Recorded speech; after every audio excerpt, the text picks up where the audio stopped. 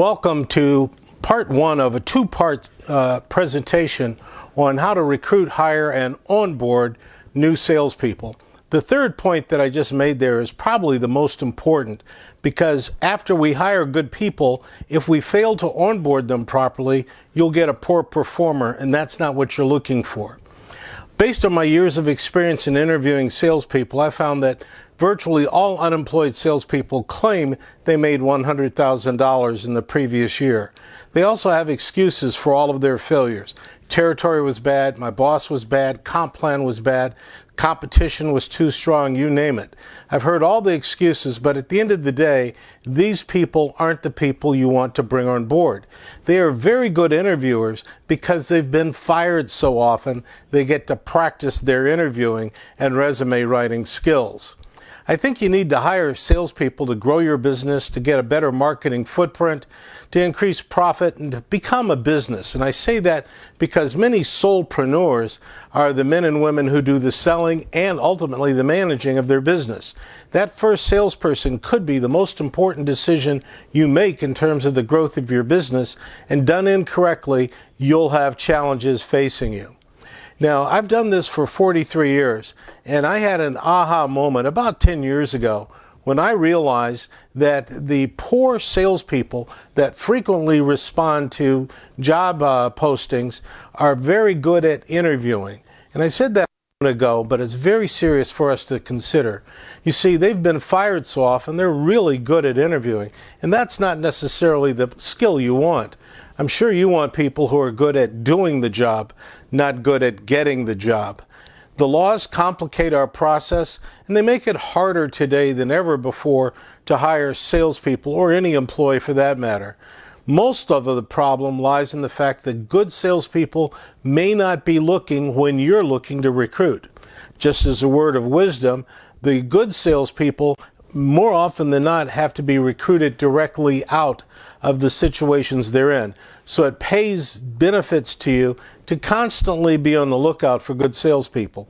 When you're talking to customers, ask them who do they know that they view or they look upon as a good sales professional, and reach out to that man or woman. Grow a background or a funnel or a pipeline of good salespeople, recognizing that they won't come to you right away, but at some point in the future, their current employer may do something that will prompt them to look for a new job. And that's when I want your company to be top of mind with those people at that point in time. Now, the secret sauce of hiring a strong salesperson is to make sure that the behavior that they manifest, the beliefs that they manifest, are in alignment with your market, with your culture, and with your company. Now, the HR Charlie Group did some research years ago, and they found that there are 5 different selling styles that complement 5 different buying styles. When there's a complement or an alignment, the probability of success is very high. Conversely, when there's a conflict between the natural selling style and the buying style, probability drops dramatically. So we want to hire people who fit the behavior of your buyers. The 5 styles are commodity selling based on price, stimulus response based on features, retail, passive, waiting for customers to place an order, consultative, solving problems by applying your product or service to the situation at the customer, and last but certainly not least, enterprise, where 4, 5, or 6, a committee of people have to be consulted to produce a transaction. Any one of the people on that committee could say heck no and kibosh the whole deal. Now, I want you to avoid these mistakes. Don't try to hire a friend. Don't try to hire a mini-me, that guy or gal that reminds you of you back in the old days. Don't rush through this process, and don't trust your gut. Always have additional executives interview candidates before you pull the trigger and give them an offer letter. Most importantly, take the transition plan that's in your toolkit, modify it for your business to be specific, and have that man or woman review that transition plan before you extend the job offer. More on that in part 2 of this presentation. Now, what we're trying to do is to avoid this situation. You interview a great person, well-groomed, articulate, timely, good resume, everything's perfect. You extend the job offer. He or she shows up, but then they perform like this guy. Now, I'm not exaggerating. This has happened many times. And the entrepreneur then keeps this poor performer for 6 months to a year, finally gets tired of the performance, or lack thereof, and terminates that employee only to start that process all over again. Let's break that bad habit, because each time you do that, according to the Wall Street Journal, you're making the $600,000 mistake. The key, as I said a moment ago, is alignment. It has to be cultural alignment, process alignment, skills and background. The more aligned the candidate is with your current situation and your customers and your opportunities, the higher the probability that you'll hire a superstar and not a bum. For instance, if all you do is interview candidates and or not, your chances of success are about 16%. No one would make a bet where there's a 16% chance of success, especially a $600,000 bet. If you interview and you reference check, probability goes up to 29%. If you do that and personality test and abilities test and apply simulation selection, then the probability goes up to 71%. In the second part of this presentation, I'm going to walk you through my sales simulation interviewing process, wherein you will show an applicant that he or she has to perform before you offer them a letter. What's at stake is $600,000. Now, that $600,000 is a combination of hard dollars and soft dollars.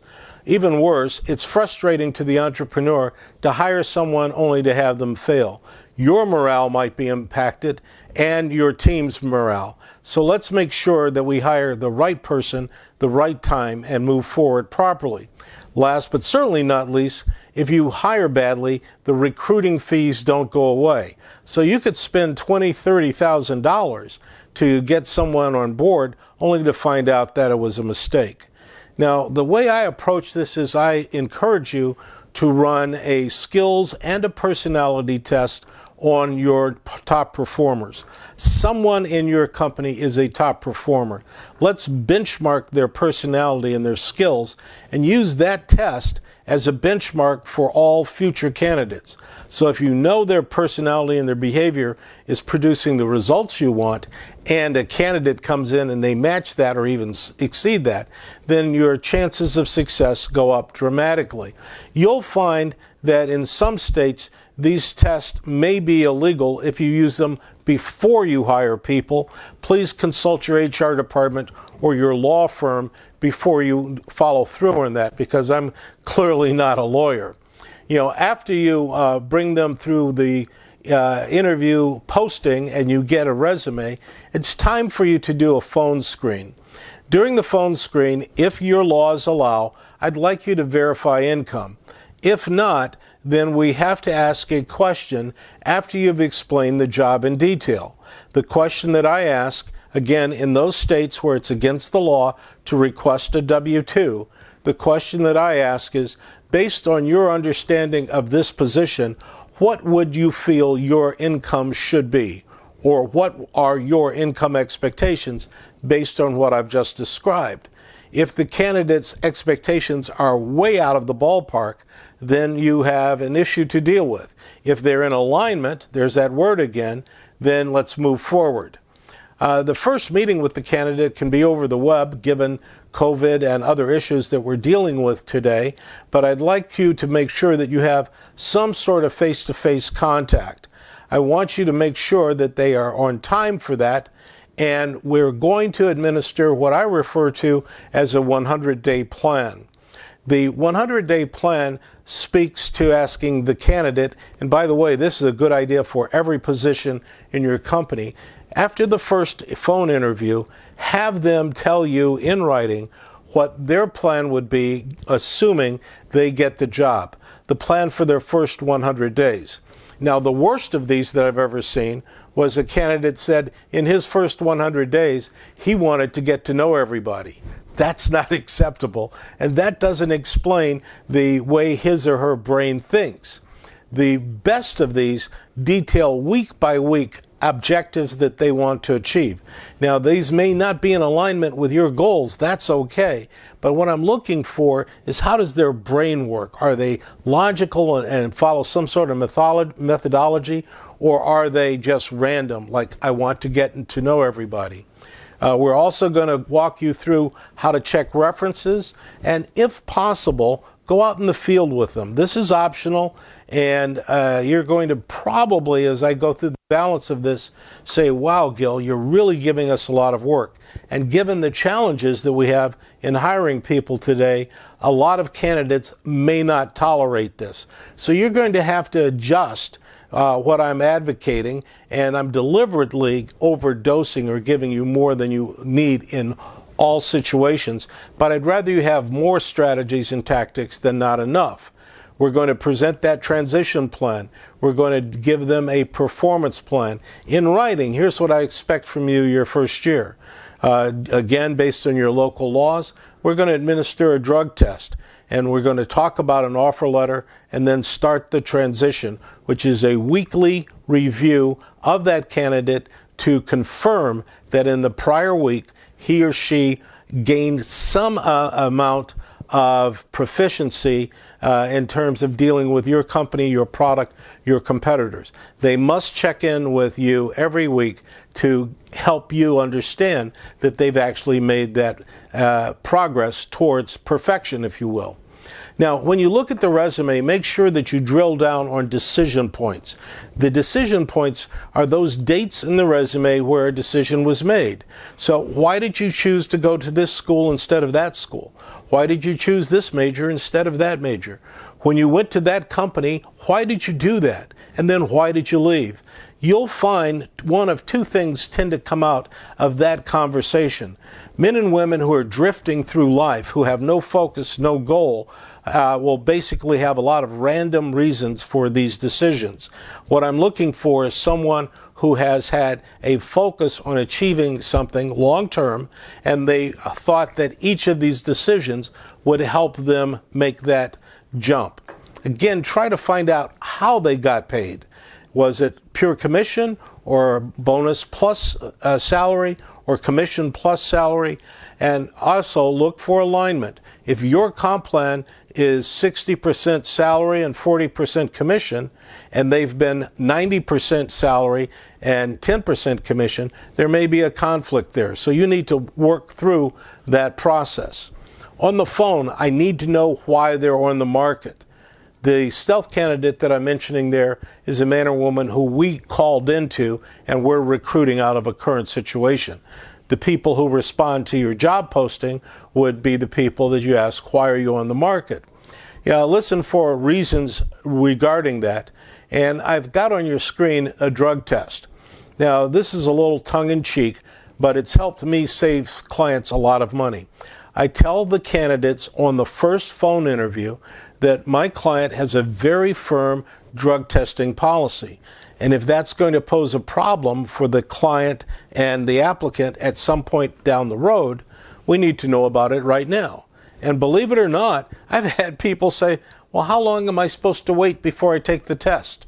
Or what drugs do you test for? So that gives me a good indication that we're about to make a hiring mistake and bring somebody on board who brings a soap opera to the company. That nickname came from my wife, who was a professional in human resource, and the people who have drug issues have a different issue every day. Car's broken down, dog has fleas, whatever it may be. So we want to point out that that won't be allowed as early in the process as possible. Don't allow any tardiness. If they're late for your meetings, they're demonstrating the behavior that they're asking you to pay for. So stop and think about it. When they call and they say, I'm 10 minutes late, that's what they're going to say to customers. Because if you stop and think about it, the job interview is the most important sales call they'll ever make as long as they're associated with your company. And if they're willing to be late for that sales call, if they're willing to get lost on the way because they didn't do MapQuest the night before, that's the behavior you don't want to bring on board, because they're going to be representing you and your company. Hire people slowly. The rushing decisions that I see almost always don't pay off. Multiple meetings, multiple opportunities, and multiple interviews are the best ways to find out if you're bringing somebody on board that's going to do the job as opposed to tell you how the job should be done. And that's critical to avoid. Now, one of the vital steps in my process, and I'll talk about it in detail in part 2, is I insist on all applicants giving us a presentation. And I'll ask them to come into my client's conference room after giving them a few days to prepare. And I want them to sell us our product or service based on 10 days of preparation or 10 hours or whatever of preparation to find the value propositions that we offer. If this candidate flops when they're in front of your decision-making team, they're going to flop in front of customers. A good salesperson should be able to glean enough value propositions from your website to give a decent, not a great, but at least a decent 5 to 7 minute overview of your company. If he or she can't do that, then I would probably look at them a little bit differently. Now, as you approach the hiring process, understand that we have different kinds of people based on their DNA, and I categorize them as hunters, caretakers, and blended. The hunters are the men and women who love to get the close. They can be hard to manage. They sometimes don't dot I's or cross T's, but give them a territory that's giving you some headaches, and they'll bring some business back in almost all of the time. Hunters are needed to grow your top line. Hunters are needed to bring strangers, new accounts into your portfolio.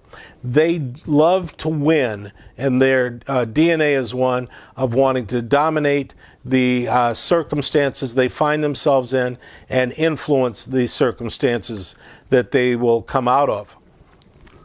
The other type of person that you need to look for is a harvester or a caretaker. Now, these guys, unlike hunters, dot I's and cross every T. Nothing slips through the cracks. These are the guys that you want to take care of those big, important accounts.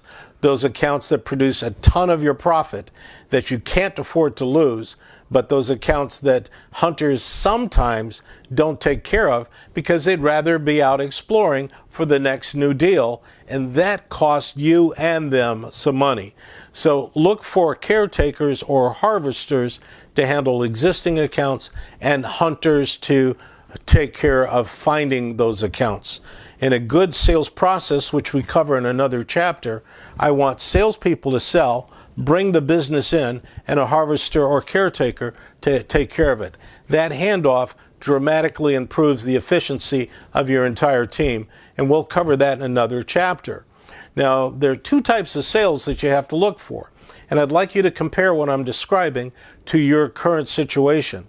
The demand creation sell is one where we go out to strangers and essentially say, you don't know me, haven't heard of my company, but you need to give us some money soon. And I'm being facetious, but we're creating relationships, we're going in and solving problems and helping customers realize a permanent, measurable improvement in their business's operating conditions as a result of working with you. The other kind of sale is a demand fulfillment sell.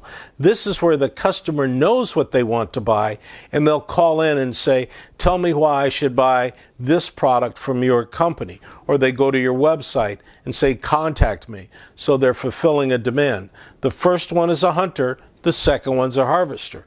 So compare your product and your market to those situations. And now another thing we need to look at is where in the customer life cycle is your company or your industry. If you're in the infancy and growth phase, you've got to hire hunters. These are the men and women who will take the beachhead. They don't have much fear of approaching strangers, and they'll close business. May be hard to manage, but they will bring home the bacon, as we used to say. As your life cycle with your customers and your market peaks and starts to decline, that's where you need to start hiring harvesters or caretakers. Different DNA, different behavior, different beliefs, and by the way, different comp plans. Pure hunters prefer a low base salary and a high commission opportunity. Pure harvesters want a good steady salary that allows them to stay just over broke, if you will. and that's a difference in DNA and personality. It's hard to tell the difference one from the other unless you interview them using the simulation style that we'll talk about in part 2. But you have to identify the innate style of that hunter or harvester, and you have to know what your market requires. If you hire a harvester and tell him or her to go hunt, they won't succeed. If you hire a hunter and tell them to go take care of big accounts, you could lose some big accounts. So make sure that you align, and I've heard that word throughout this presentation. If you don't take care of that alignment, you're going to be in trouble. Very much like the buying styles that I described a few moments ago, your customers expect selling styles that are compatible to their way of doing business. And the same study that the Challey Group performed shows us that these selling styles are innate and really can't be changed. So a stimulus response man or woman leads with the features. A consultative man or woman leads with the fact that they can solve business problems and produce a measurable, permanent improvement in one or more operating conditions of your business. Commodity salespeople negotiate based on price and availability. Relationship salespeople need to build long-term relationships, and they're great in those enterprise or harvesting situations. The retail salesperson doesn't necessarily stand behind the counter. What they do is they're very passive, and they wait for the customer to come on board.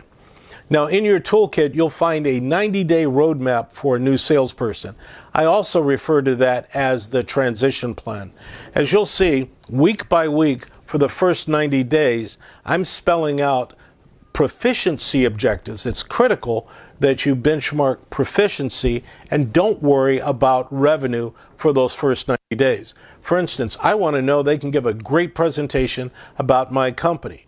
I want to know they can give a great presentation about all of our products and that they are articulate in describing the advantages or weaknesses of our competitors.